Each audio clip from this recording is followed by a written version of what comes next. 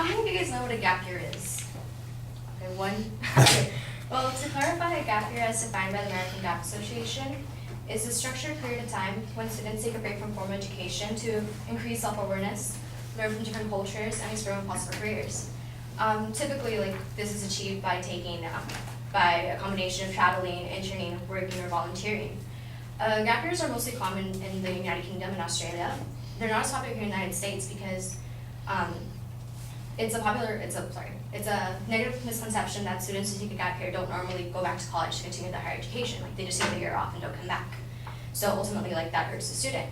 And I'm here to pretty much claim the opposite and say that taking a gap year is actually a well-structured and planned gap year is actually beneficial to students. It's important to note that I said well-structured and planned because I am arguing for the students who have talked to counselors, who have gone to organizations such as CIEE, who specialize in helping students thoroughly plan out their gap year and based off their individual needs and interests.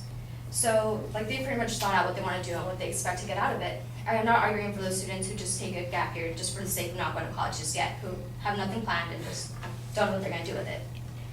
With that being said, my secondary claims are that taking a gap year relieves academic burnout, that students who take a gap year perform academically better than their non-gap year classmates, and that students who have taken a gap year are reportedly more satisfied with their jobs. For my first claim that taking a gap year relieves academic burnout, it is important to understand what an academic burnout is. Xu Lin and Yun-Chun Huang, authors of the Life, Stress, and Academic Journal, define it as a state of emotional exhaustion, depersonalization, negative learning emotion, and low personal accomplishment. And pretty much the academic burnout is caused by stress, led by the being in school so long and all of the academic pressuring. And this causes students to become cynical and pessimistic about their education to the point where they just don't really care about where their education is going. They don't know why they're studying what they're studying. And it can lead to depression and anxiety. But this can be fixed by taking a gap year because when people take a gap year, they're able to explore interests that they like and they can find something to motivate them to further pursue their education and to find something that they're actually passionate about. So Robert Claggett, he's a former dean of admissions at Middlebury College. He stated that what often happens is that students end up reinventing themselves during their gap year, discovering where their true interests lie and their talents lie, and helping them bring a more mature outlook to education. So, and this relates to state of academic burnout because, like I said, it helps them realize what they want to do. They're not just studying for the sake of it being expected of them. They're studying because during the gap year, they're able to explore their interests and hopefully find something that they like. So, an example of this, it's a guy named Ben Parker. He reached the state of academic burnout during his his senior year in high school. And he pretty much he let his grades drop, he didn't want to go to college, and in fact, he didn't go to college. He decided that, in his words, he said that it was going to be a waste on him and decided to take a gap year.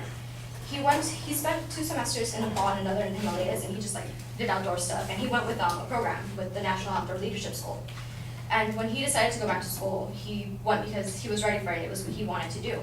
And he actually did really well. When he went back, he achieved really good grades, he was motivated, and he joined a mock trial team and became the editor of his campus team. So that greatly benefited him. And this leads up to my second claim, that those who have taken a gap year perform academically better than those students who have not.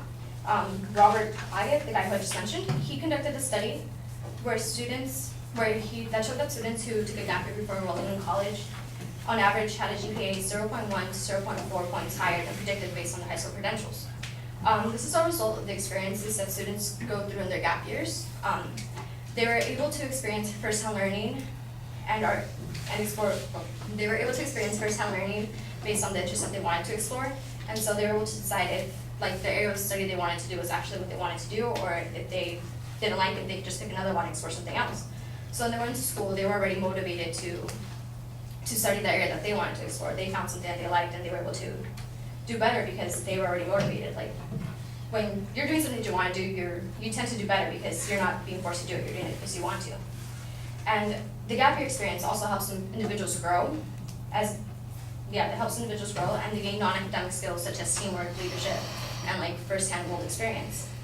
So Maria Whittle, another student who took a gap year in Russia, she said that from her experience, she learned that living on her own helped prepare her a lot for college. It taught me how to be self-sufficient and manage my own expenses, learn to deal with a lot of situations independently and on instinct. I feel I'm much more self-confident and self-sufficient than I was before simply because I had to be. So she became more independent pretty much, and she was more mature and self-reliant, and those are all traits that good students have, and that helped her.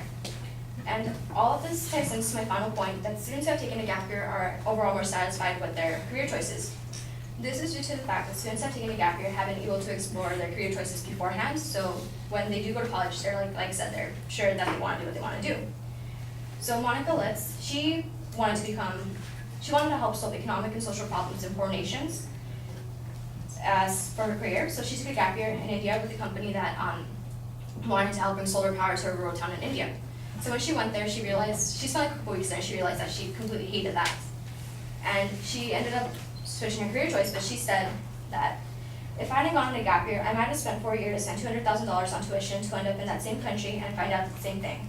And that's often what happens with individuals. They're forced to go to college and pick a major and pretty much pick their career before having any experience in it. So when they do pick it, and they graduate and they get their bachelor's degrees and they actually end up doing it, they realize it's not what they want to do. But the gap year allows individuals to figure out what they want to do before they actually have to do it. And that is a huge advantage because,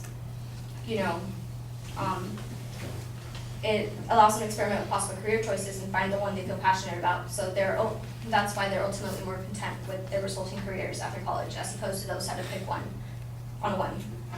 So to conclude, I would like to restate my claim that well-structured and planned gap years are beneficial to students because they can relieve academic burnout, and students who take gap years perform academically better than those who don't, and that students who take gap years are more satisfied with their career choices. Thank you.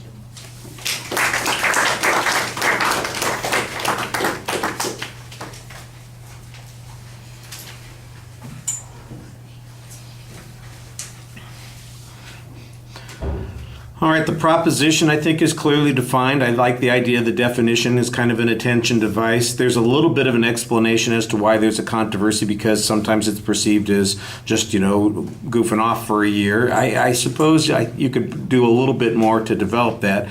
When you give a qualifying statement to the claim that it's got to be well structured and planned, I think that the idea of a gap year that is well structured and planned sounds less like it is a gap year and more like it is an extra year, but it's an extra year in a different kind of program. And so you might be defining yourself out of any controversy on this particular point, although arguing that some kind of outside program away from the regular academic program is a benefit, I think is still a reasonable argument. You had a pretty good preview of what the supporting points were going to be, and you labeled each of those points clearly as you got to it in the body of the speech, so there wasn't any trouble following what you were saying. Your supporting information, I thought you started off with a good definition. I do think that we need to know how widespread this academic burnout is. It sounds to me, like anybody could say that they, believe me, at the end of every quarter, I feel like I've got academic burnout, ready to be done. So some of you probably feel that way right now. I'm about to have a test and I'm all burned out from having thought about it all weekend long. So I think we need to have something a little bit more substantive than all those ideas that come along with the definition, but you're on the right track there. Most of the problems are asserted. There is some testimony about the possible advantages of having the year, the extra year, and I did think that those advantages talked about possibilities without necessarily demonstrating that they were likely outcomes. You did have a good illustration, though, of somebody who benefited from that, and I thought that was helpful. It would be helpful to see, what percentage of students achieve something or feel better. You did cite the one study on the second point about GPAs, and I thought that that was probably a good piece of information that applies to the argument that you're presenting there. I'm not exactly sure how sufficient the research was, and that's one of those places where maybe a little bit more detail on the data would be helpful.